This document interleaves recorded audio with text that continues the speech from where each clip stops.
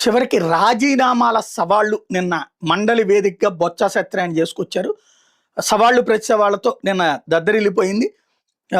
వైఎస్ఆర్సీపీ సభ్యుడు P Chandrasekhar Reddy governor చేత అవాస్తవాలు చెప్పించారంటూ మాట్లాడుతూ తల్లికి వందనం పథకం కింద మొదటి ఏడాది ₹1 పడలేదు, రెండో ఏడాది పూర్తిగా 15,000 ఇవ్వకుండా తగ్గించి ఇచ్చి గవర్నర్ చేత మాత్రం పూర్తిగా ఇచ్చేసినట్టు అవాస్తవాలు చెప్పించారని ఎత్తి చూపారు. అన్నదాత సుఖీభావ కింద ఏ రైతు ఖాతాలో 20,000 జమ చేయకుండానే ఇచ్చేసినట్లు అసత్యాలు వెలువేయించారని విమర్శించారు. ఈ మీద మంత్రి కొలుసు పార్థసారథి స్పందిస్తూ గవర్నర్ ప్రసంగంలో ప్రతి మాటకు కట్టుబడి ఉన్నామని, అర్ధ సత్యాలతో సభను తప్పుదో పట్టించొద్దంటూ అడ్డు తగలడంతో సభ ఒక్కసారిగా వేడెక్కింది. మండల ప్రతిపక్ష నేత బొత్స సత్యనారాయణ మాట్లాడుతూ ఎవరిని అవాస్తవాలో ఎవరి నిజాలో ప్రజలు తెలుసుకుంటారన్నారు. ఇప్పటికీ చాలా కుటుంబాలకు తల్లికి వందనం కింద పూర్తి స్థాయిలో డబ్బులు పడలేదు. ఈ మాటకి నేను కట్టుబడి ఉన్నాను, ఇది తప్పని నిరూపిస్తే క్షమాపణ చెప్పి నా మాటలు వెనక్కి తీసుకుంటాను సవాల్ విసిరారు. కావాలంటే మీ నియోజకవర్గ అధికారులను అడిగి తెలుసుకోవాలన్నారు. దీని మీద మంత్రి పార్థసారథి స్పందిస్తూ సాంకేతిక కారణాలతో